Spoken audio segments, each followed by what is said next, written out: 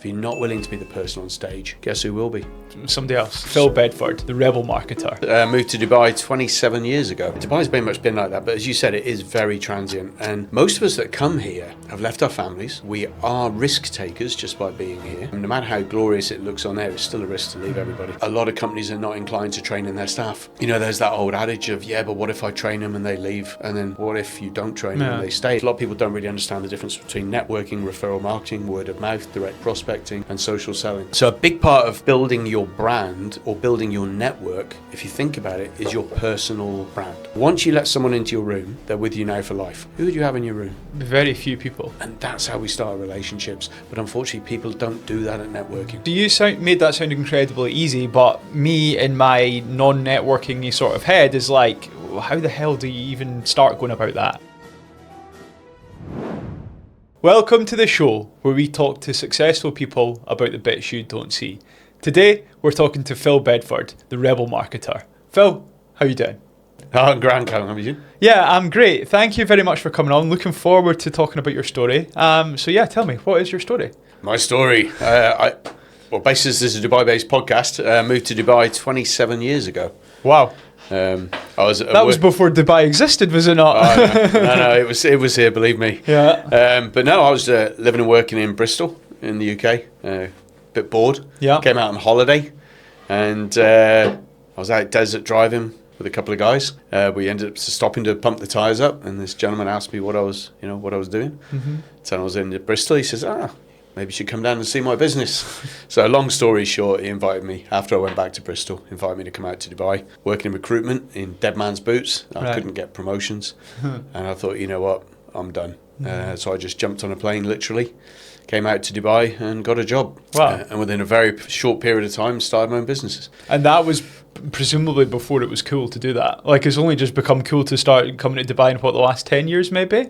So 27 years ago, what was it like? I guess your family would have been like, what are you doing? Yeah, pretty much. I mean, yeah. The only reason I know about it was because an old friend of mine from my hometown, which was painting in Devon, was actually out here, and she'd happened to swing past. She was working for Emirates as crew, and she happened to swing past and say, hey, I'm out in Dubai. And I thought, I need a holiday, so I just popped out. So I didn't even know it myself, to be honest with you. So yeah, early days. And what was it like here? Like, talk to me about what Dubai was like at that point. I'd say I probably came in about 8 to 9 years after it started to pick up. So I was quite lucky. I plugged in immediately to a group of mainly Brits who were already here. So I just remember, if I can just sort of describe it really. I remember sort of waking up on my first morning. My boss at the time lent me his villa to live in because he was still in Bristol. So he gave me his villa, even though I'd started work. And I remember waking up in the morning in the villa, in the AC, getting up, opening the door, and it was one of these old one-story, 15, 20-year-old villas. And I opened the door and this wave of heat from the kitchen just hit me. And it wasn't a kitchen because it was a kitchen, it was hot. Yeah. And I just remember walking out and there was that smell to the air and it was just something special. And I just remember for the first maybe year, everything just had this warm, dusty, exciting feel. People were driving around in big four-wheel cars. The other thing was the mix of nationalities and the mix of ages. You know, I came from the UK. I've been through uni and all that. And I found that people tended to very much stick around people like themselves. You know, your 18-year-olds, your 18-year-olds, your 40s, your 40s. And I remember going to a bar here on pretty much my first night as a holidaymaker. And I remember standing there and just looking at the eclectic mix of people. So there was someone who's 21, hanging in the same group with a 55-year-old guy. You know, there was a Lebanese guy there was an Irish person, there was a German, all in the same group. And I just thought, I love this, you know? And it just sticks you right in amongst such an amazing group of people. And that's what I think it was for me then. And that's translated directly into what you do now pretty much. Like, I can tell, because I obviously know what you do, that why you would have loved that so much. So yeah, talk to me about what your kind of day-to-day is just now. What's your job? What's your business is? What have you got going on? Yeah, so I got 2 businesses. The first one I've been doing in Dubai for nearly 19 years now. And that's where I teach a systematic approach for entrepreneurs to grow their business through the power of relationships rather than spending money. Okay, otherwise known as strategic business networking. The other business started 2.5 years ago, and that's called Strategic Business Connect. And that's an ecosystem, which again is in the same sort of space, but ultimately it's around showing people or giving people an environment where they can foster those relationships that again make things happen. And you and I were saying earlier on, people get a little bit confused with the word, what is networking? I don't really understand it, or I don't really enjoy it. And for a lot of people, they don't necessarily have networks. They just know people. So they bounce from one group to another, and maybe a client and maybe a friend, and they don't really have any strategy. It's bouncing around. Whereas when you actually turn around and say, okay, just imagine your favorite client, your top client. What do they look like? If you could describe them, age, nationality, mindset, spend, their niche. If you could describe them and say, okay, right, now you've got that picture. Where could you find a group of people that look like that, And when you found that group, well, that's a network. So how could you then join or become part of that network and then leverage that to increase the chances you get success? Well, that's just a client. What if you're trying to solve problems? What if you want to be in amongst leading entrepreneurs who are 20 years down the journey further than you, and you could find that network and be part of that network? So all it is finding groups of people that serve a purpose for you, and then strategically start to leverage that. And you see, most people don't have the skill set to do that, or even think of it. And so it can be taught, just in the way you can teach people to ride a bike. Yeah. Or you can get on, fall on, get on, fall off, get on, fall off, and then it hurts. Or you can learn. So you made that sound incredibly easy, but me in my non-networking sort of head is like, how the hell do you even start going about that? So yeah, what do I do if I wake up tomorrow and I go, right, Phil's right, I want to do this. What do I start doing? Well, to be fair, to learn that as a complete strategy, because what you have to distinguish is the difference between a networking group, your network, and networking. I've just used networking in 3 different ways. And right? Well, we spoke before, right? And I thought all 3 were the exact same thing. I was just like, oh, that's just, you go to a room with a bunch of random people and you walk around with a drink and blah, blah, blah. And you've said the 3 different ones there. So yeah, talk to me about that. Yeah, so first of all, it's you can actually learn how to do this. And so when I'm actually working with an entrepreneur, we spend literally 50 hours reverse engineering exactly where they need to be and who they need to be around to achieve what they're trying to achieve. Now, some people want to invest in doing that and other people don't. They'd rather just sort of do it themselves. Yeah. But that's a little bit like saying, I want to become a world-class tennis player and I'm going to teach myself. And they might get there. Yeah. Or they can go to a world-class expert who says, well, I'll get you in 3 months. I always think, how many coaches does Lionel Messi have? He's the best footballer in the world. He'll have 20 different coaches. So yeah, completely agree. And yet the interesting thing is entrepreneurs, when they want to get there quickly, won't go for coaching. What they do is try and do it themselves. So it's a dichotomy, right? So yeah, that's the thing. So for me to turn around and say to you, right, just do this, it's not as simple as that. Because each individual's different, the target market, the problems, everything's different. So you can learn that process. But in a real nutshell, it's just about, it's ultimately around finding people and deciding that people are part of your journey.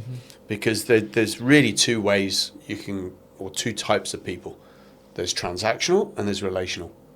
Both can be successful in business, but they do them in different ways. A transactional person will probably use people and use money to get stuff done, whereas a relational person will see people as the solution and they will invest and help and they'll give and get. Both kind of work, but the relational people see people as it's like, who can help me get stuff done rather than how or what. And they both work. It's finding what works for you, really. Yeah, and so I've always thought that I've been transactional, but when you've started to describe it to me, I don't know, there is definitely some relational stuff in there. As I said before, I've got a business that's just opened, that I've had a whole bunch of people along the way. Even my consultancy, like I've got a team that runs it all now. So maybe I'm not quite as transactional as I thought it was, or as my life coach tells me I am. So yeah, break down the 2. What are the 2 different types? Well, put it this way, do you like to help people? Yeah, that's like, I really like to help people. It's actually the thing that I like the most when I do it, especially somebody that I know can't help me back. Okay, so you don't expect money for that? No. You're not transactional. Yeah. So the point is that Can you come on my call with my life coach tomorrow and tell them that? so the point is you actually enjoy helping people without expecting anything back. Yeah. Well, that's relational. Yeah. Because if you now imagine taking that mindset of I like to help people and I don't expect anything back. Yeah. Now you're obviously a very successful, super capable guy, right? Now imagine sticking yourself in a community of another 100 people exactly the same with different skill sets, but you all want to help and you don't expect anything back. Yeah. And you all want to succeed and you're all on fire. Yeah. Now what's possible? Yeah. Right? But you take that same group of people and we're all looking to take. We all want something back for our efforts. Yeah. That's the difference. Okay. Right, that makes a lot of sense then.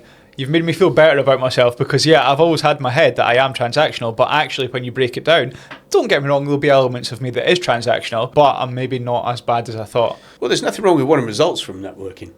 Yeah. You know, there are people out there who give and completely get taken advantage of all the time. You know, so giving strategically is not a bad thing. You know, you can also give and help people and not expect anything back, but you can also be in an environment where if you give, because you're in the right environment, you've got more chance of getting back something that's good for everybody. Yeah. Or you can go and give somewhere where it's not going to help. You know, so again, it's sort of there's a whole concept of networking up. So think about where you want to be, and then find the people who are or have access to where you want to be, but get there and try and add value rather than take. And unfortunately, a lot of people don't network up necessarily. They network across or network down, because networking down makes me feel good because I'm then the most successful person in the room. Well, that's not where we need pointless. to be. It's not where we need to be, right? Yeah. As I just told you before, I'm just about to start in a new company. I'm going to assume that everyone knows this by the time this episode comes out. And I picked the company that scared me the most. I picked the company that I looked at and I went, there's people that are so far ahead of me and I want to be in that room. I don't want to be in a company where I feel like, I'm on par with everyone or, maybe even a little bit ahead of everyone. I want to look in a room and go, oh my God, everyone here is so much better than me, because then I'm going to get pulled along. And it sounds like it's very similar to that. 100%. Good. Okay. Let's go back. Take me to your childhood. Oof. Tell me the story of your life from then. Oh, blimey, we're going back there, are we? Oh, goodness me.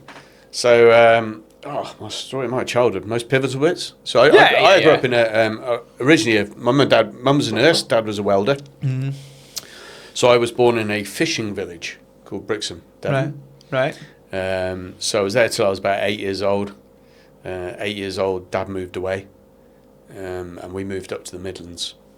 So that was quite an interesting period in my life because dad was away from home a lot of the time as a welder.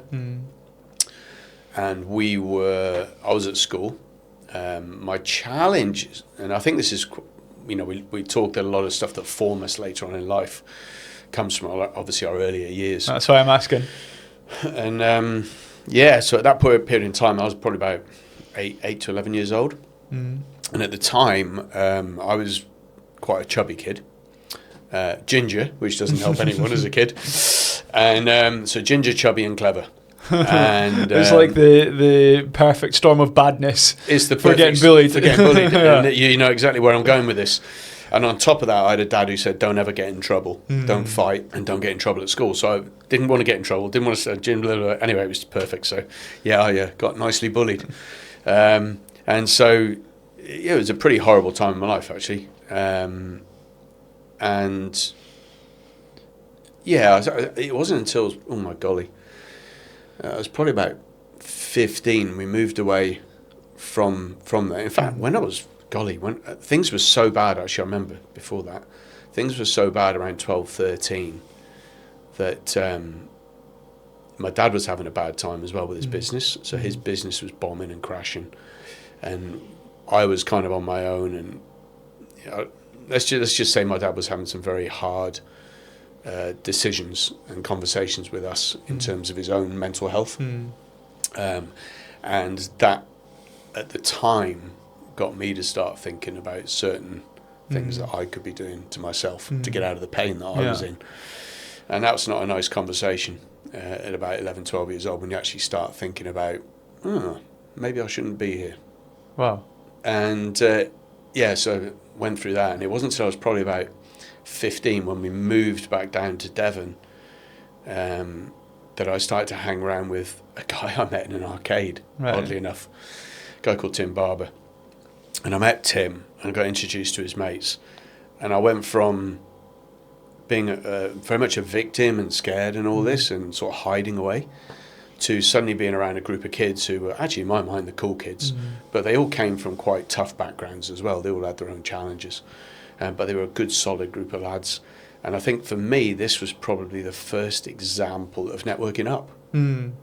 Because I networked from pain and excuses and being on my own to a community of support, community of challenge. Yeah. And they sort of carried me. And from that point on, you know, we sort of helped each other get jobs. We went on holiday together, as mates do. But again, that was lifting me up. And at that point in time, I started to realise that, you know, I got more confident. You know, girls started to like me. I had hair in those days.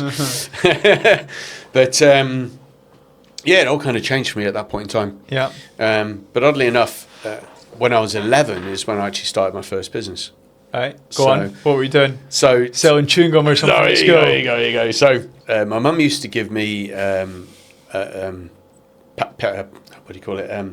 School lunch. Give me lunch. I didn't buy the school stuff because we were saving money. So I had my own packed lunch and had juice.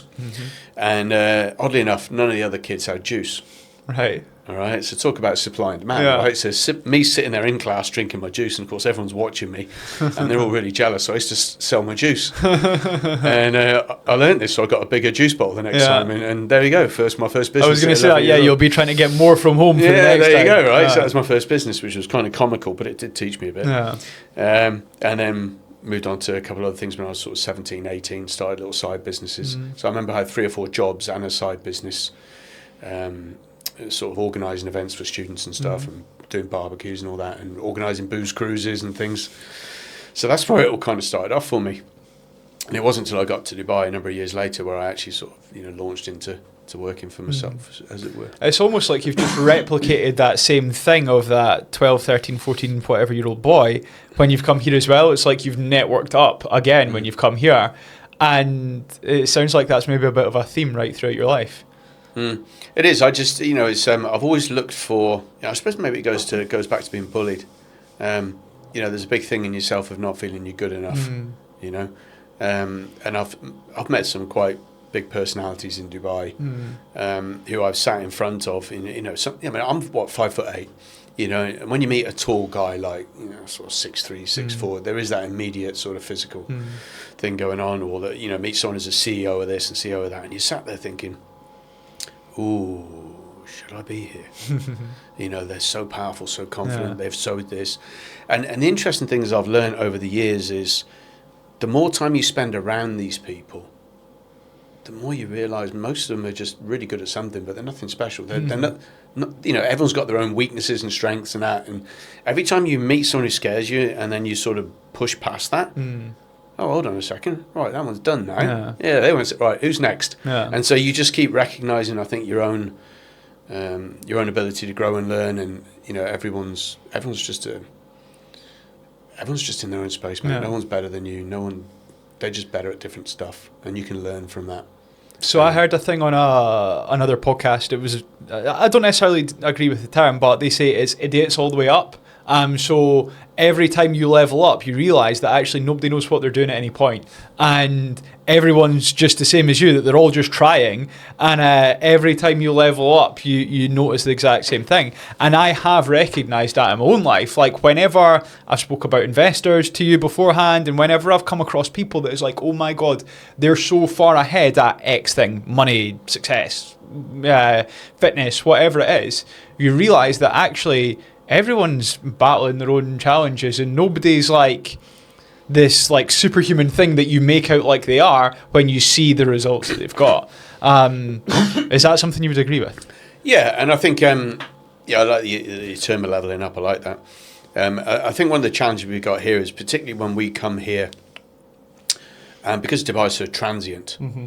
You know, you land here and then you join a real estate company or you join a financial services company, and in there somewhere is the big poo bar who's earning millions and millions of dollars and dirhams and all that. And so I'm not talking about any company in particular, but I have seen that environment where, you know, someone comes in and goes, well, how can I ever be as good as that? And what they don't realise is these people have just been around longer. Yeah, that's You it. know, they've simply been here longer, and people know them. And one of the challenges I've found in Dubai, and I've spoken to a lot of financial services people on this, and the big boss of the company came to Dubai when there was literally nobody here. Yeah. So everybody knew them. And as people came in, they knew them. And then they knew it. So the word of mouth just went. Yep. Okay, and it's easy to generate word of mouth when you're already here and there's not a big thing. But as more and more people come and people leave, word of mouth is harder to generate. So as you come in as a new guy, it's harder to build word of mouth and get referrals because no one knows you. Yeah. And they're bringing so many of these people in. So if you've got time, word of mouth works for you. If you haven't got time, again, that's when you need a system and a process. And I think for real estate companies, for financial services, particularly when they're bringing on lots of new people, if word of mouth and referrals and that is part of their strategy, they need to build a strategy into that. Not just say, off you go, get on with it because I've done it. Yeah. Because it was easier to do when there was less people. Do you know what I'm saying? 100%. It feels like time is faster here as well somehow. So like, I don't know, I feel like 5 years in Dubai is like 20 years in the UK. Like I feel like the distance that you can go in that period of time is so much further here. Maybe because of the transient thing, maybe it just works better. I don't know, but I definitely feel that. I think people on fire here. It's one of the things I've always loved about it is I've just come back from Oz, and if I had hair, I'd be pulling it out at the speed a lot of people work there. Yeah. Because I'm just like, come on, get stuff done, get on with it, you know. And as a business owner, you know that time is money, and you know maybe when people have jobs, and no disrespect, people that have jobs, they do great. Some people are fantastic at what they do, but when you've only got one thing to focus on, you know, that's okay. But when you've got a million things to focus on, you can't not get stuff done. Otherwise, it doesn't get done. You've got to bam, bam, bam, bam. You know, the whole concept of if you can get it done in sort of 1 minute or less, do it now. Yeah. You know, don't put it aside till later. Get it done now. And get the ball rolling. But yeah, Dubai's very much been like that. But as you said, it is very transient. And most of us that come here have left our families. We are risk takers just by being here. You know, no matter how glorious it looks on there, it's still a risk to leave everybody. So I think people do come here with a fire in their belly. They are on their own, and what that does is encourage connection. It encourages results, encourages you to drive. And let's face it, most people aren't here for the long term. They're thinking 3, 4, 5, 10 years, go home. And so because you've got that drive, you're right, it just makes it quicker. Yeah, and I think that's, again, what makes it so interesting. But again, because it's so now, a lot of companies are not inclined to training their staff. Yeah. You know, there's that old adage of, but what if I train them and they leave? And then, well, what if you don't train them and they stay? That one. Yeah, it's even worse. Even probably. worse, right? But again, companies don't train. And so, you know, I was speaking to a financial services company. I said, look, can you tell me something? He said, sure. I said, look, in my world, you guys rely heavily on referrals as financial services people, heavily on referrals to get clients. He says, yes. I said, so why don't your companies teach anyone this? They said, well, honestly, because it takes them so long to meet the referral sources and get the ball rolling. It's a couple of months.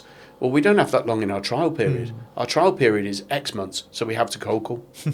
So there's not a long-term view. Yeah. It's interesting, isn't it? It's crazy. So, see, on the kind of long-term thing, as you'd said, you know, people are only here 3 years, 4 years, whatever it may be. You've not been. You've been here, you know, forever. 27. Yeah. Do you think you'll continue to be here forever? A part of me will be. I do have a plan. My plan is Australia in the next couple of years, but it's not going to be a full move. It will be. We have a business here, very successful one already with Strategic Business Connect. We've just opened Brisbane, Australia. So, and the UK, we opened in Liverpool. So the next transition will be to build up those entities, which allows me to maybe not physically be in Dubai, but to be in Dubai, and then to keep that going. Yeah. Because I think one of my dreams, Callum, is to be able to travel with my business and stay in touch with the people I've grown to respect and love, who are my friends, my clients, and I think that could be a blessing going forward. Yeah, that makes a lot of sense. So why Australia rather than the UK? Because obviously you're from the UK, your wife's from Australia. Why Australia rather than the UK? Because my wife's from Australia. Is that it? Just she gets to choose? Or is there more logic than that? It was a big part of it, I think, because number one, I actually quite enjoy Oz. I do love the sun. I love the Aussie mindset. And that's, I think, just where we were based on a lot of social dynamics as well. So we took a call to do that in the first stage. Whether it is in the end, I don't know. Yeah. I still have a very deep love for the UK. I will never give up my passport. And, you know, I certainly hope going forward that I'll be spending time back home as well. No. But it's just in the interim, Oz to start with. Yeah. And we'll see where it goes. Makes sense. Yeah, I'm very, as listeners will know, very kind of anti-UK just now. I'm proud to be British, but I just think that it's collapsing before our eyes.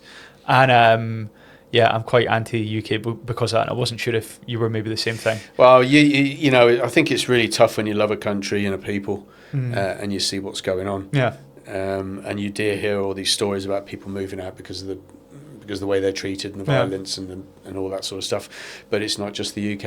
I was having this exact same conversation with a German couple recently. You know, a lady left and she's moved back here because of taxes, because of what's going on. You know, the political system, don't want to get into that too much, but I think that's not, you know, it's not just one country, that's a lot. Yeah. So I think one thing Dubai has always done really well is just managed to sit on the fence and just do such a great job and just attract people with the right mindset. And that's why I wouldn't ever want to really give up on it. Yeah. It's been home for so many years. And it does so well. I think like bit of a tangent, and let's not go too far down the rabbit hole, but I don't think democracy works. Like, I think that, you know, the West, particularly Europe, has proven that democracy, I don't think, works. When you compare it to what we've got here, like, you know, in the West and in Europe, you've got somebody that comes in that goes, right, I've got 4 years, you know, my first couple of years I need to try and like do as much of what I said I could, don't do it, and then they spend their next 2 years trying to get re-elected. So at no point have they actually looked and gone, let's make the country better. Whereas here, they're just in charge. They've just got the control. So they just go. They wake up on Monday morning. They go, right, what are we going to do to make the country better today? Not, oh, what are we going to do to get elected next year, or what are we going to do to try and not get too much hate from covering up the lies of what we told to actually get elected last time. So yeah, I personally don't think democracy works. Yeah, I think for me, what's here works. Yeah, 100%. But it could not do if you had different leaders. And I think there's a lot of countries throughout the world that have also proven that, which is a very fair point as well. So yeah, let's talk a little bit more about what you do in a day-to-day. So you've in the past you've done like sales training, coaching. I think you maybe still do. Talk to me about some of that. Yeah, so most of my stuff has a leaning towards what we call relationship marketing. So, you know, developing opportunities through people, right? So at the end of the day, I don't teach sales in the way you would understand sales, right? Because of course, sales is ultimately, once you're sat in front of your prospect, the questioning to convert, to get the signature, right? That's sales. Networking and relationship marketing gets you in front of that person. Okay, so my expertise is getting them in front of the right people. And if you're in front of the right people, you don't need to necessarily sell as much. Okay, so how do we classically get in front of people? Well, the way we get in front of people is either advertising and marketing, PR, cold calling, or networking referrals. Right, that's the way we get in front of people. And so my niche, and with that place, which is obviously called marketing, and a lot of people don't understand the difference between marketing and sales, or the difference. You know, so that's the challenge for a lot of people. But obviously, so I don't teach direct sales. I would normally recommend someone else for sales conversations. But what we do decreases the need to sell as much. You get them like 60% of the way there with just the relationship. Yeah, I mean, metaphorically, it's like me throwing a ball to Michael Jordan, who sat underneath the basket, throw it, and all he has to do is jump up and just knock it in with his hand. Yeah, you know, that's what a referral can do for you. Yeah. Whereas a cold call is standing at the other end of the pitch and throwing a ball and hoping it gets there. Yeah. You know, so that's referral marketing. And of course, a lot of people don't really understand the difference between networking, referral marketing, word of mouth, direct prospecting, and social selling. Talk to me about them. Give me a quick 20 seconds on each of them. Okay, so networking, or the process of networking, would be me walking into a room, coming up to you, shaking hands, swapping business cards, and having a quick discussion. That's one I don't like. Right? That one so freaks me out. that is networking as it's known, right? And of course, that's why a lot of people hate it, because they walk into a room with 100 people, feel awkward, bleh, horrible. Yeah. And unfortunately, that's often carried out like cold calling face-to-face. Yeah. Which is why I personally also don't enjoy that. Okay. However, you can change that dynamic, which, let's put that to one side, that's what I teach. Okay, and I teach that to sales teams. I've taught real estate agents, financial governments, all sorts, how to do that in a more productive way. So that's networking. Your personal network is different, of course. That's your friends, your contacts, your clients, but also how do you develop those? Yep. That's your network. Completely different to networking, right? Then you've got referrals. So a referral or a warm lead would be where somebody you know, for example, an old client, connects you to someone else that needs your service. So referral, there's 3 people in a referral, and it normally involves an introduction from somebody. When we look at referrals, most people only think of clients or introducers. Yeah, there's actually 8 sources of referral. I've only mentioned 2. Go on. What's the other 6? We'll go down another day. but with those others, you can build a strategy for each one. Unfortunately, with clients, people think that's the best source of referral, and that's what they rely on. Okay, particularly financial services, for example, they'll go to a prospect and say, "Hey, give me 5 names of people to call." But the thing is, with clients, there was a study by Harvard Business Review, and it's actually quite heartbreaking, because if you look, particularly if you've been in a business for a number of years, and you look at how many great jobs you've done for your clients and how many clients were happy, and anyone that's listened to this, try it now. All the people you've worked with who you know were happy, now actually go back, take out a pen and see how many of them have actually referred you to other clients. So I can give you a worked example. My consultancy business, we've done over 2,000 feasibility studies for glamping sites in the UK. We've done 400 or 500 planning applications. And we've probably had 10 referrals that have led to planning applications. So let's just look directly in the planning applications. That's what, 2%? Something like that. There you go. I don't know if that maths is exactly right, but certainly single figures. And yeah, it's 2%. So not many. There's your worked example, not many at all. There you go, it's perfect. And by the way, they are the best quality ones, because they come and they go, I was round John and Sarah's glamping site yesterday. It's stunning. We just want exactly what they got. We just want to do that. And they are so easy to sell to, but you don't even need to sell to them. They come, they're already ready to buy. They come with their card in their hand and say, I want to buy that. So yeah, worked example, completely agree with everything you're saying. And the difference and the distinction is there, of course, is they come with a need. Yeah. And they're also kind of pre-qualified because they've already said themselves, I'm interested in that, right? The thing is with referrals, there's also the different kinds of referrals, and I'm getting a bit technical now. But the thing is with referrals is when they're coming to you, the control's with somebody else. How do you double or treble your network? What do you sit there and hope harder? Or I hope my clients refer me. I hope my clients remember me. And well, I'll give you another work example. Done, right? So what we did is we spoke to related businesses who have a different service as part of the process to get from nothing to an open glamping site. Other businesses that are somewhere along the continuum of what somebody needs to do to get open. And so we'll, for example, a pod manufacturer, we'll say to a pod manufacturer, when somebody comes to you and they want to buy pods, then we know that if they've not got planning and they've not done feasibility study, they need that before they pay you. So give them to us, because we're the best people in the country to get them back to you and ready to buy from you. And so they do. And so that's how we've got quite a lot of referrals. Nice. In fact, we've got hundreds of referrals that way. Nice. And again, it's a bit easier. It's not as easy as I've been round at John and Sarah's site and here's my card, but it's definitely like a little bit easier. So there's one of the other sources of referral, right? And we call that the referral food chain. Yeah, that makes sense. So when they get the business, who else gets the business as a result of that? And then you can plug them all in. So there you go, you got another one, right? Yeah. So that's great. And sometimes you can be above them or below them in that line. But yeah, again, and the challenge is, of course, is it's kind of reactive. Now the challenge is, what if you want more referrals, right?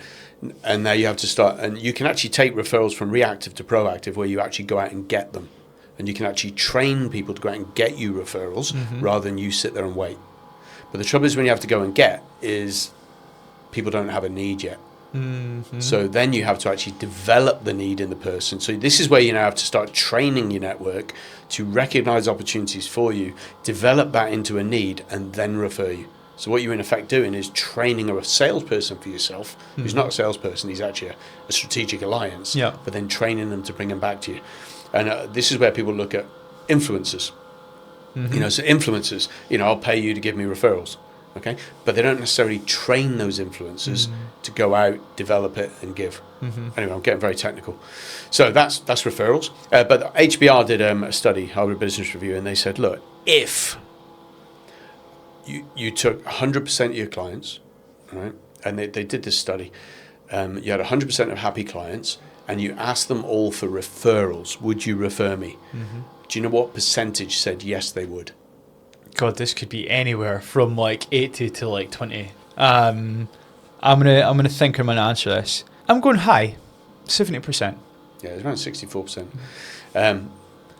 Then they actually said, right, how many actually would do it? And then they said they would, yeah, but did.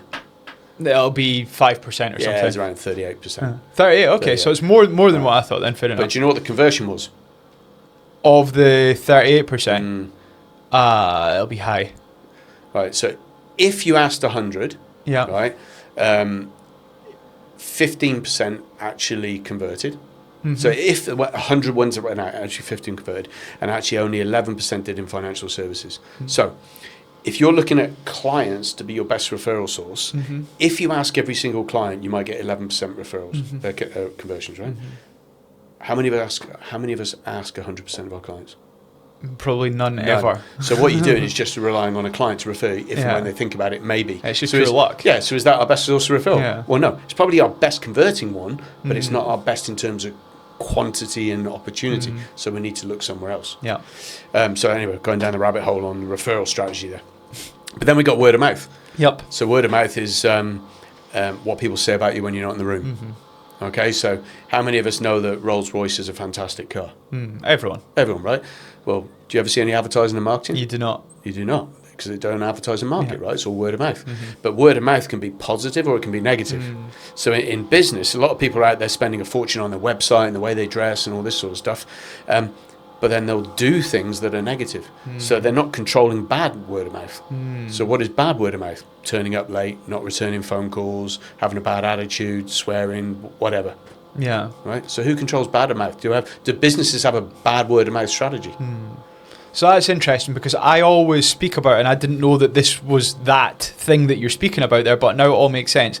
I always speak about turn up when you say you're going to turn up, do what you say you're going to do, deliver what you say you're going to deliver. If you do all of those things, you've already got 50% of the way there. And that sounds like that's what you're talking about with this almost like bad word of mouth thing. True that. Well, there's actually a thing called the word of mouth factor. Right. So if you do a good job, and this goes back to the HBR review, so if you do a good job, how many people would that person classically tell? A lot less than if you did a bad job, if this is where this is going. This is exactly where this is going. A hell of a lot less than if you did a bad job, because people want to give the bad reviews and they want to, I guess this is getting into psychology, but people are a lot more drawn to bad than good, Exactly. I think. So you do a good job for your client, Yeah. right? In their lifetime, how many people would they tell? 5. All right, you're doing good at this. It's actually between 3 and 5, depending Yeah. on the study, right? 3 to 5 in their lifetime, Yeah. right? On average. Right. Now you do a bad job. 40 or something. All right. So here's the thing. Each person will tell 11 people. Yeah. Right? But the thing is, because people like bad news, it's like better press. It Each of them will go and extends. tell another 5. So what you've got is you got a 66 to 3 Yeah. factor. So that's your word of mouth factor. And people are just focused on doing a good job and hoping they get the 3 and not thinking about the 5. It's crazy. Yeah. And that, by the way, that was before social media. Yeah, that is crazy. And then if you've got social media, like that's the threat always. Whenever you have a client that's unhappy, I'm going to give you a bad Google review. I'm going to post about it on Facebook, blah, blah, blah. That's very interesting. It's interesting because I run some of these courses on business networking and referral marketing, and what's fundamental to all of it is your credibility. Because if you're turning up saying, refer me, buy from me, trust is fundamental, right? If I say I'm going to do this, I do it. If I'm going to sell you a financial policy to save your life or for your old age, you need to believe I'm going to be good. Yeah. Well, someone who doesn't return phone calls or turns up late or doesn't do what they say, is not giving you a very good idea. This is what they do, right? And yet, so I meet all these people and they're like, oh, I'd love to come on your course, Phil, and learn how to do networking. Fantastic, no problem. I run a free course online. You can, they sign up for it. We give them a call. Are you coming? Yes. Send them an email. Are you coming? Yes. And the first thing they do is not turn up. Yeah. How many of them, what percentage of people that say yes twice actually turn up? I would say for any free event, you'll get a 40 to 50% no-show. Yeah. That's 40 to 50% of people that say either I'm unreliable or I don't respect you. Yeah. And it is as simple as that. It's just as simple as that. Yeah. There is nothing positive about not turning up when it turns to your personal brand. And it can be, and sometimes it could be a genuine mistake. We all make genuine mistakes. And then the way they handle that, now the people that come back to you and say, oh, I'm sorry I had a phone call. Oh, I'm sorry I couldn't get out of a meeting. Well, that's your organizational skills. Yeah. You know, I forgot, I messed up. Okay. I apologize. I value your time. Can I reschedule? No problem at all. Yeah. We all make mistakes. And the way we handle mistakes shows a lot about our personality as well. But you'd be amazed how many people come looking to grow their business or increase their networking, and their first job or the first thing that they don't learn is turning up. Yeah. I have that with my consultancy. So we run webinars average maybe once a month. We probably get an average of 100 people sign up. Yeah. And very interesting the number you said, 40 to 50%, because that is exactly what turns up to us. There you go. Somewhere between 40 and 50 people will show up when 100 have signed up. Yeah. So it's the exact same thing. And the thing is, you know the numbers, right? So that's why with some of my physical networking events, I will always charge. Yeah. And it's not to make money, it's to say, yes, I'm actually going to come. Yeah, I mean, we run events with SPC, and we do a thing called a deep dive where you have maximum 16 people. Yep. Right? Maximum 16 people. They all have to pay before they come. If, for example, something they can't turn up and something happens, we can move it or whatever, but they've committed.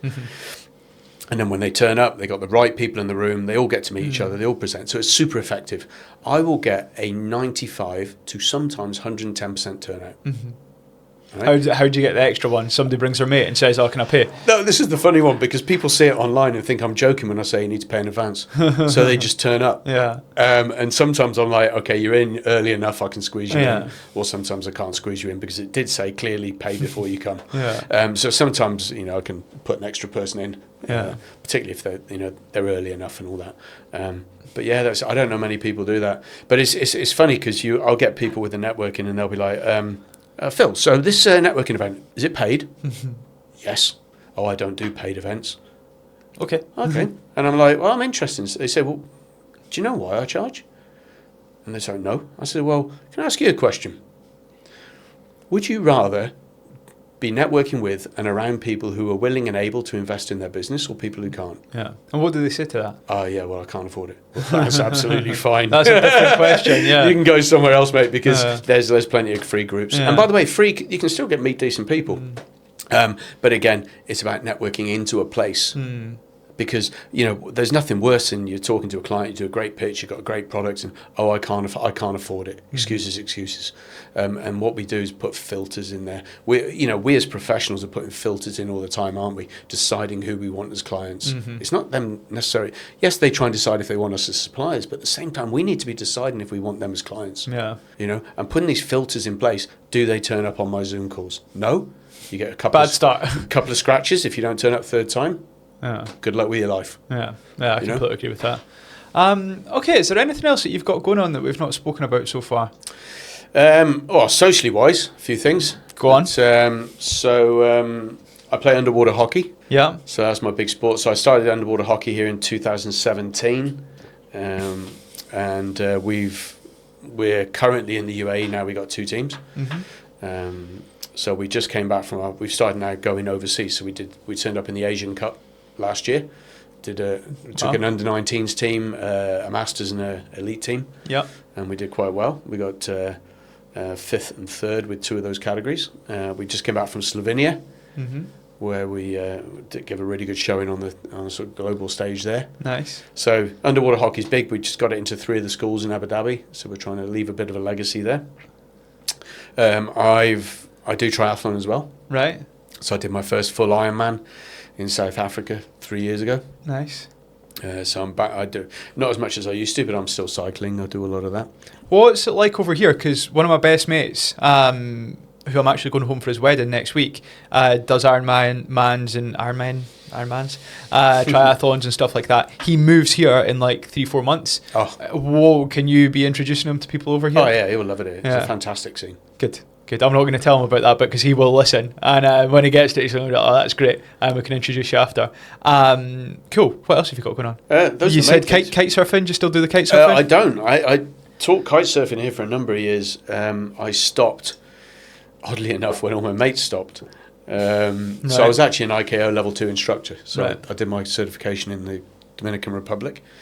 Taught here for a number of years, ran a business selling the equipment, teaching. When all my mates kind of dropped off, I just kind of lost interest. But then I picked up the underwater hockey again, and I picked up the triathlon. So it kind of transitioned into that. Yep. I think very much for me, I just love physicality. I love being physical. I love health, and very much moving into, I mean, Daniel, who kind of introduced us, he's in the old longevity space. And I'm very much into personal health. My wife has had 2 open heart surgeries. Wow. And so ever since we've been together, there's always been a really heavily leaning towards health. So, I do the green juice, do a lot of raw veg, we're flexitarian. We like it. My wife's South African by birth, so we love our meat.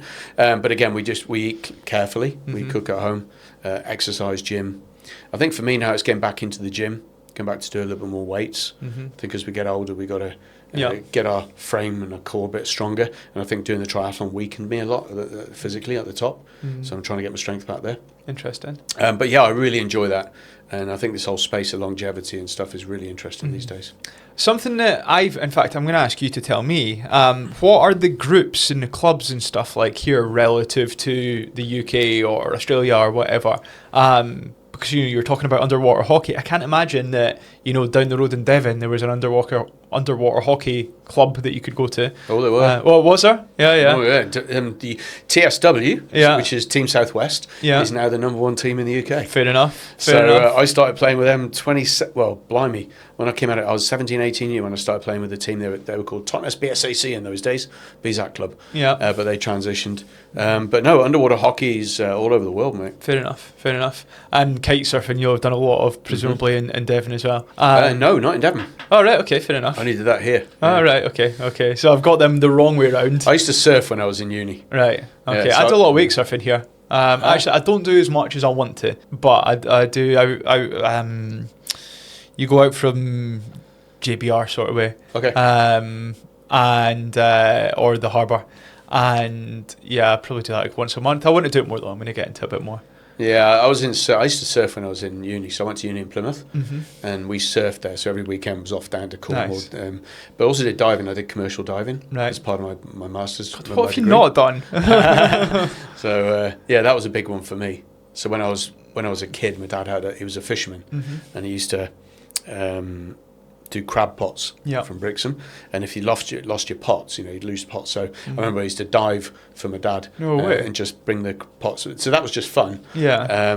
And my dad was a diver himself, so as a kid I used to follow my dad around diving, and so I just thought it'd be a really cool addition to my civil engineering degree to specialise in underwater technology. Right. So we at the time. Professional diving in the UK was either Fort William or Fort Bovisand, and then they actually built their own professional diving entity inside Plymouth Uni, and we were the first batch to go through that, and that was just amazing.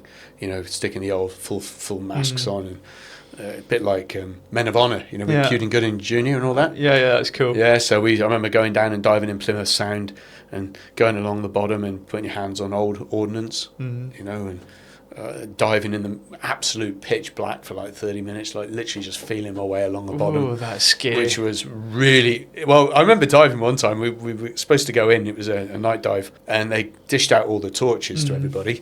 And then I was the last one to go in. And they're like, oh, sorry. Run out of torches. So in you go. Oh, good luck. So I went down to whatever it was at the depth. And I just remember just down there for 20 minutes, literally, if you close your eyes, in fact, it was darker than that because you can see the light through your eyes. Oh, and I remember just crawling on the bottom for 20 minutes. It was, Why? What were you down there for? Like, what was the purpose of that dive? Do you know, I can't even remember now. Can't even remember. That's crazy. Right, what's your proudest moment? Proudest moment. Or proudest thing? I think thinking about the Ironman is probably one of my most proud. Why? because when I did I don't know if anyone knows what an Ironman is. It's 3.8 kilometers swim, 180 kilometers cycle, followed by a full marathon. And when I was training for the Ironman, I had really bad ankles, which meant I couldn't run. Right? That is quite Which is kind of a stupid thing Yeah. to do, really, isn't it? Sign up for an Ironman, I can't run. So what I kind of did in my mind, I was doing the cycling, so I'd go up to Al Qudra and do sort of 5-6 hours of cycling. So I'd do the cycling. Swimming I didn't do too much, to be fair, because I was playing underwater hockey. So it's not the same thing, but I was swimming. But I wasn't doing any running. I'd walk for a couple of kilometres on the beach in the morning. That was it. So when I went to South Africa, I thought, right, I'm going to do the swim, do the cycle, and then I'll walk the marathon.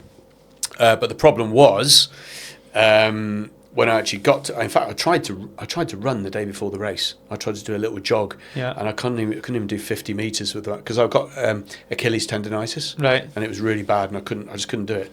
So I actually had to stop running the day before after 50 meters.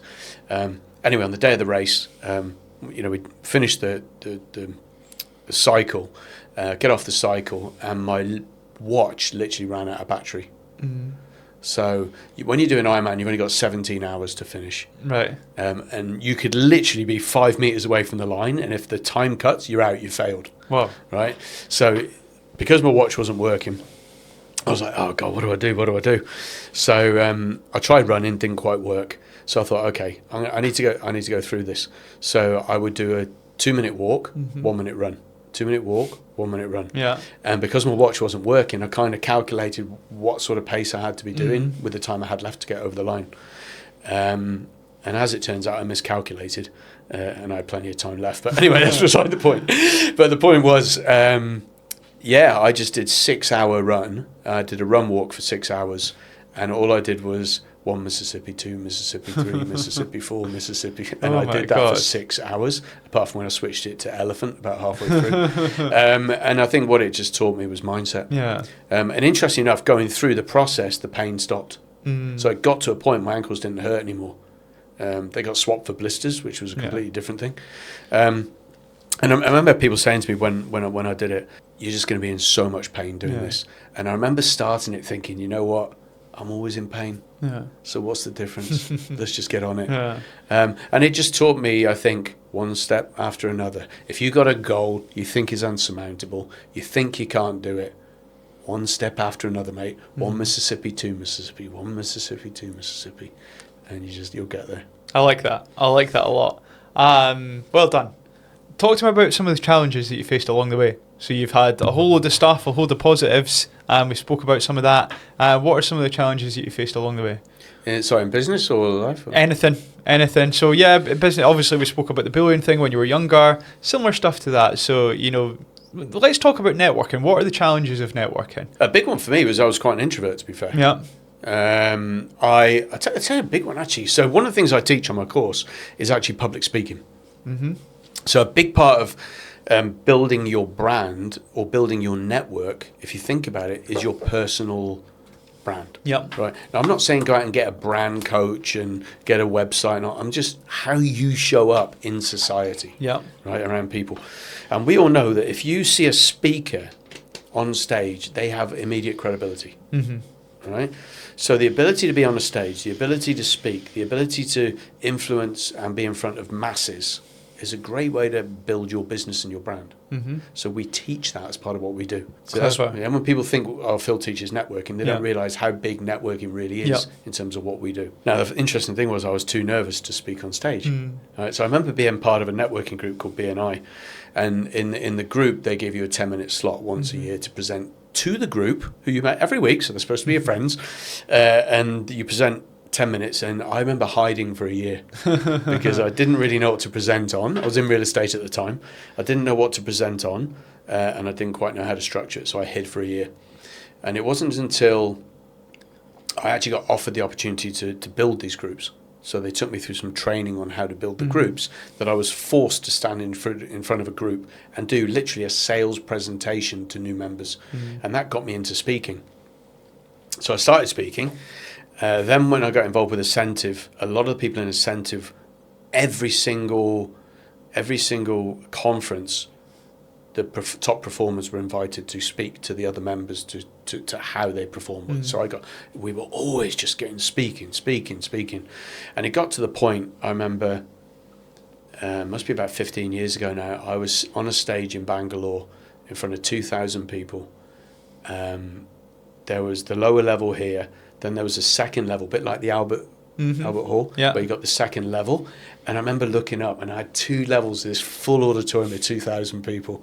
And I got my friend to take a photo of me in the background. It's actually, and I remember thinking, wow.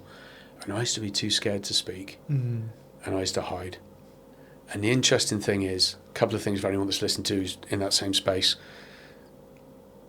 I enjoy it now, where I was originally hiding. So what are you hiding from? You could end up enjoying. The reason I became good at it was not because I went to lessons, it's because I hung around other speakers. I watched and learned from them, networked up, found my own personality inside that, and found a niche I was good at. Okay, so these were kind of the learnings for me in doing that. And then the other thing is, of course, if you're not willing to do it, if you're not willing to be the person on stage, guess who will be? Somebody else. Somebody else. That's competing with you. Your competition. Yeah. You know, and your competition will be on stage. Yeah. So, you know, you can find a solution or you can find an excuse. Yeah. You know what's really interesting about public speaking for me is I find it way easier to go and stand on a stage in front of 500 people than to see the networking thing that we were speaking about before. I would feel infinitely more comfortable standing on a stage and speaking to 500 people than walking into a room, walking about with a drink and talking to some random person that I don't know anything about. That freaks me out so much that, like, I'm semi-comfortable with talking to crowds. But yeah, I would find it way easier to do that big scary thing than that apparently not so scary thing. Why do you think that is? For me, I would suggest it's because when you're doing the speaking, you're in control of that. You know what you want to say, you're going to say it. Yeah. You know, when you're in a room of people and you don't know who they are, they might ask you things you don't know the answer to, or you don't know what to ask them, or maybe it's a tough conversation, or what I don't know. Yeah. It's maybe lack of control. Yeah. So again, what you can do with networking is it's about learning what to say and how, and ultimately, if you can get them talking about themselves, becomes easier, right? Yeah. So networking is an easy one. You got 2 ears and 1 mouth. Use them proportionately. So learn to ask questions that get them talking, because everyone likes to talk about themselves anyway. So you get them talking about themselves, and you sit there and you just become a Poirot, and you just take in all this information. And the more you listen, the more you can strategically stick that into where it needs to be. Yeah. And ultimately, if you're trying to find a way of, here's a good one. Every person you meet, try and leave them in a better place than you found them. I like that. All right. So you may not be able to change their life, but you might make them feel good for 2 minutes. You might like their pen, their watch. Oh, I like your pen. You know, it might just be, oh, I know someone I can help, or whatever. Just try and leave them in a better place. And that's a success, because the chances of closing a client on the first occasion at a networking event are pretty much non-existent anyway. So your goal should be to leave them in a place that next time they see you, they're like, oh, it's that really nice Callum guy. Yeah. You know, and that's how we start relationships. But unfortunately, people don't do that at networking. They skip about 7 steps and say, bye from me. Bye from me. Yeah, exactly that. They jump straight to that. And of course, because no one's interested in that and that no one wants to be sold to, how does that move a relationship forward? Yeah, it doesn't. It moves it backwards. They think, oh, there's that prick that's just going to sell to me. There you go. Exactly that. So, yeah. Right. Talk to me then about networking as a whole. So if networking is so good, why does everyone not do it? So I think there's a number of reasons. One is some people are uncomfortable with it. They don't see the benefit for it. And they don't understand the potential. They're lazy. And some people just enjoy it. But I think when we look at businesses, the challenges for a lot of businesses is they're run by people that have always had a job. So you've got a CEO who's super capable at what he does. I mean, brilliant at what they do. But they've never really had to network. They're themselves. And as you go down through the business, a lot of the senior positions have never had to really network. They've always worked in businesses that have money to spend. Yeah. When you have money to spend, well, you just do advertising and marketing and give the leads to your salespeople, right? Yeah. You know? And so when you've got that mechanism, it's just not so important. Yep. Now, there will always be 1 or 2 people in the company who naturally build networks, and those people tend to really fly, but it tends to be once in a while. We all have that networking guy, right? The super connected person. Now, small businesses is a little bit different because when you're a small business owner, suddenly the money's not the company anymore. Suddenly it's coming out of your pocket, buddy. Yeah, and you see advertising and marketing. You know how many small business owners can afford 20,000 dirhams every month ongoing for advertising and marketing? So I remember my first consultancy business, a system called HubSpot, similar to Salesforce. I had a marketing consultant, but he tried to sell me the £4,000 a month package. I went, I have nowhere near that, but I can pay you like £100 a month to do a call with me every second week or whatever. And he was like, you need to get this thing called HubSpot. And it's £40 a month. And I remember thinking, how the hell can I find this £40 a month? There you go. So the answer is, I mean, I was probably one of the worst ones because I started that business with literally zero, early 20s. But yeah, a lot of small businesses will not be able to afford that. Even my consultancy now, which, in our best year we turn over about £1 million. That's a lot of money for even turning over £1 million, I would say. So there you go. Yeah. So not many is the answer to your question. And so a small business owner, if they can learn to leverage the possibility of people, because, let's look at it as another way. We're bombarded by over 4,000 marketing messages a day.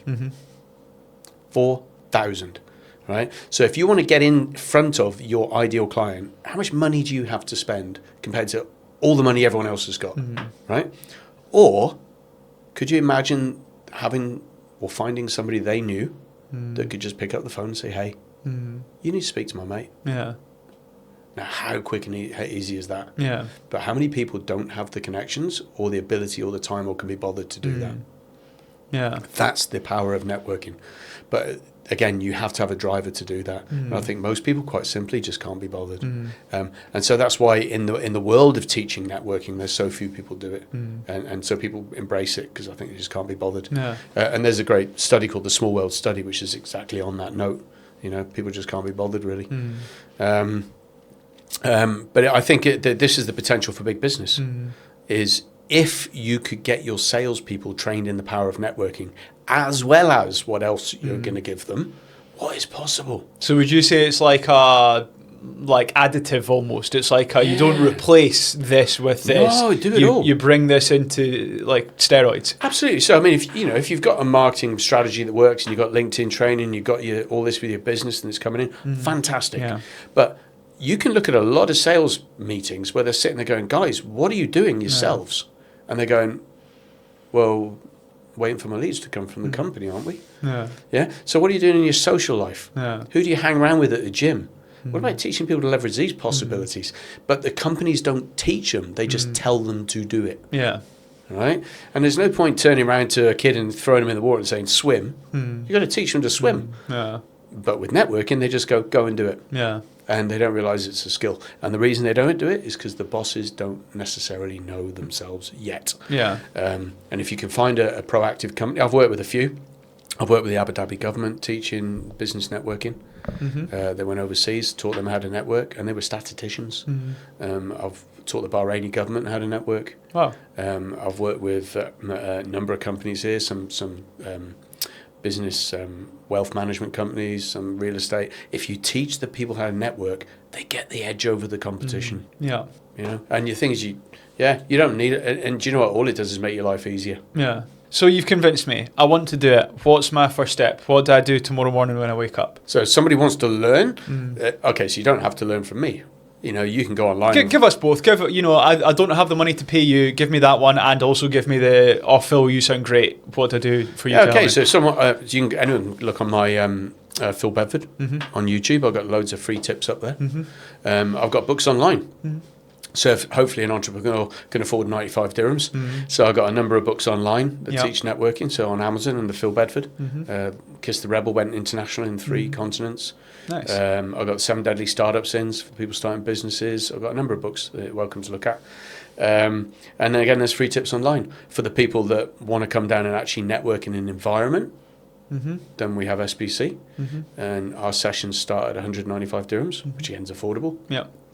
I mean, seriously, if someone can't afford 195 dirhams and they're a brand new business, I'd go back and get a job. Yeah. if people are really driven and they're like, I want this, then we got our incentive programs, and that's for the people that really want to make it happen. And that's where they work with me personally, and we build a strategy.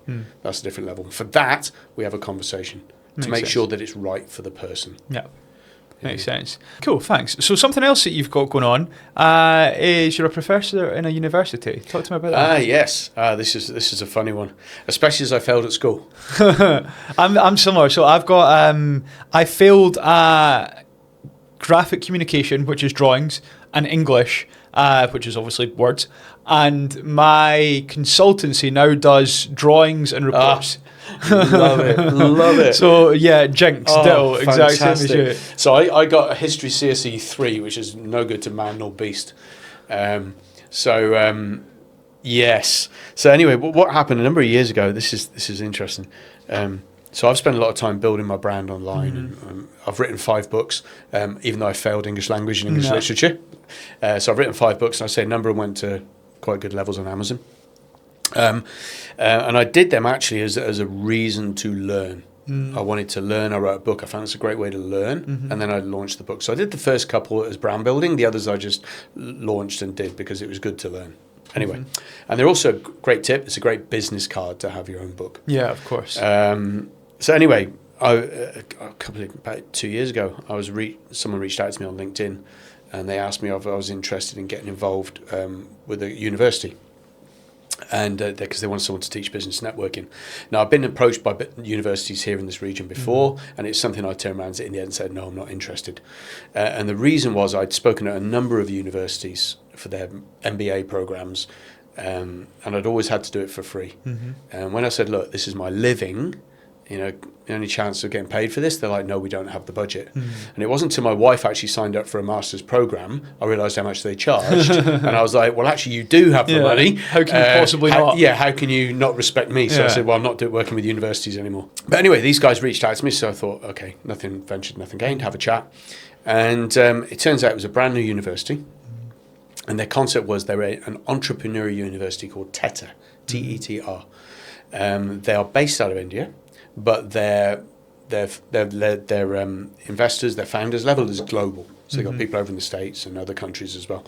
And their concept was purely entrepreneurial. So instead of theoretical, it was practical. And what they do is they had 100 students in their first year. I came on board as their business networking guru. And when they were in Dubai, they started 3 businesses.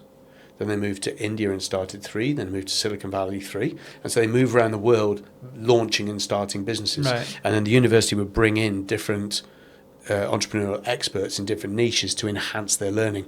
But these guys and girls, all over the globe they were from, some between 17 and 24 years old. Some of them already have millions of followers on social media. Some of them had 3 or 4 businesses. One of them was an investor already who, by the way, while he was on the course with me, was looking for a business to invest in. I mean, these guys are already smashing it, and yet they're looking at being even better. And to be part of this was amazing. But of course, what made me laugh, and I found a bit of a buzz from someone who didn't do well in school, was once we engaged, to be called Professor Phil was quite a buzz. Yeah, I can imagine that. You failed stuff at school and you're now a professor, officially. Which really annoys my nephew Daniel, who's just become a doctor, or in the process of getting his doctorship at Bristol Uni. But no, it is interesting. It's an absolute honour, and it's something I'm very excited to be part of.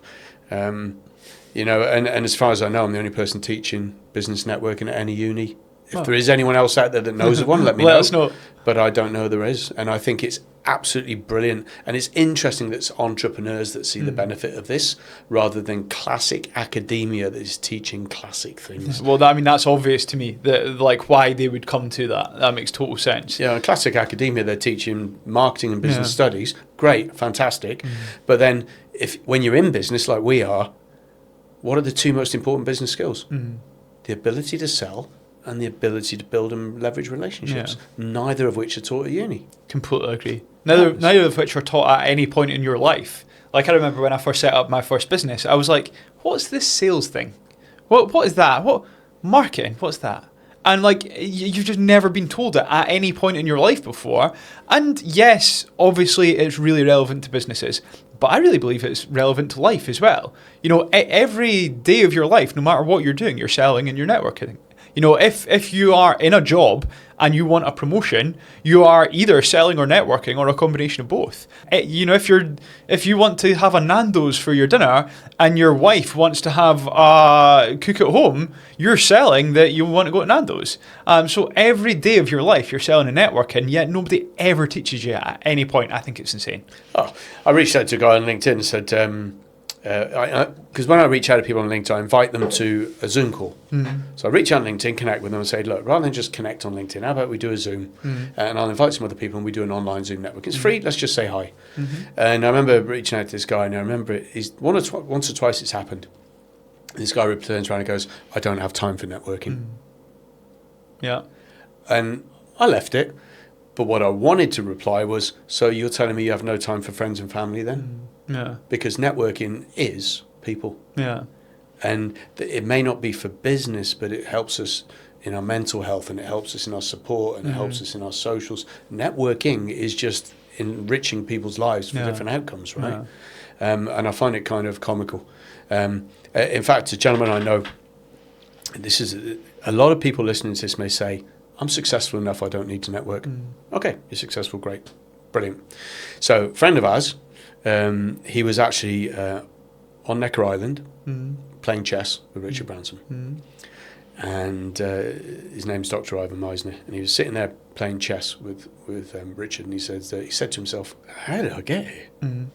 And what he did is, and let's play. And by the way, you know, Ivan's a millionaire a number of times over himself, right? So he's successful, right? He has a biggest networking group in the world, all over hundreds of thousands of members. He's successful. So anyway, he sat there and he goes, he reverse engineers it. Well, this person introduced me to Ivan, and this person introduced me to them. So it's what they call the butterfly effect. You know, they introduced me to them, and he remembers tracking it. He was telling us he tracked it all the way back to numerous small opportunities where he could have just turned around and said, look, I don't have time. Yeah. All the way back to someone bumped into him coming off a stage once, who said he was going to introduce him to a friend. You know, all of these are tiny little opportunities that have no significance on the face of it. And they've compounded all the way up. Exactly. And a busy person would be going, I ain't got time for this. I'm too important. I'm too busy. I'm wealthy enough. Right? And he could have said that at any point in time, and he never would have been sat there playing chess. Now, you can get to Necker Island and you can pay to be there. There's a lot of entrepreneurs that do pay to go there and spend time on the island, but he was invited. And this is my point. It doesn't matter how rich you are, how much money you've got, how big your network is. Is it possible it could be just a little bit better if you were just open to that? And I think it's just the people that might be open to that. Yeah, that's really interesting, and I completely agree. It's like the 6 degrees of separation, right? It's kind of similar to that. It's almost like compounding and 6 degrees of separation combined, like what you're talking about there. Well, the 6 degrees of separation is actually an interesting one. It's from a thing called the Small World Study, and it's actually a bit of a myth. Right. So the concept was from Small World Study is they wanted to know how connected people actually were. Right. Forgive me on my numbers because it's been a while since I did this, but approximately. So what they did is they decided to take a package from one part of the US to another. It's like a letter, but they couldn't send it through post. They had to send it through people, and it had to get to the same person at the other side. Right. So they had to find the people who knew the person. Right. They did it a number of different tests. And it was given to hundreds of people.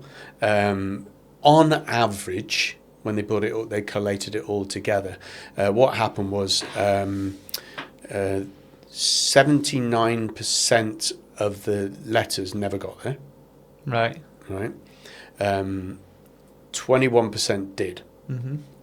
Now, what they also found was that the average number of steps for it to get there was 6. And that's of the ones that actually succeeded? Yeah, through 6 steps. Right, so the 21% that did it, the average was 6 steps. Right. So that's where the 6 degrees of separation came from. It's complete nonsense then. Right? But what it was, 79% of the people failed. Yeah, So and they could have taken 17 steps and still not got there. There you go. So the point was, it's only 21% of the people in society are actually connected enough actually to get anything done.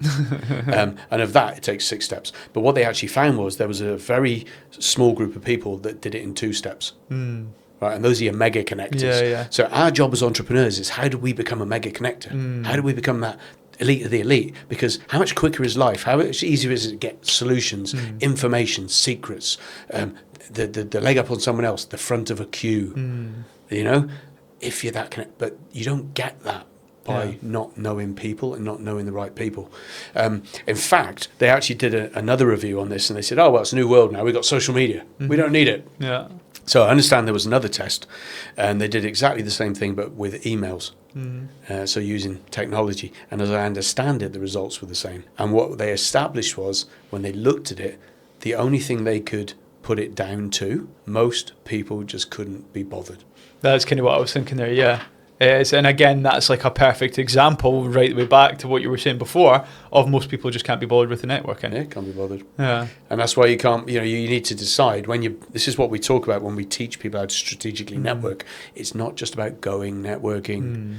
It's about you and who you selectively choose from society to be around you, who have the right mentality, the right connections to get you where you want to go. Yeah. So now I want you to re-look at this differently. There's you. Imagine you're in a room, right? So you can close your eyes, whatever you want to do. But you're in this room, right? Now, in this room is you.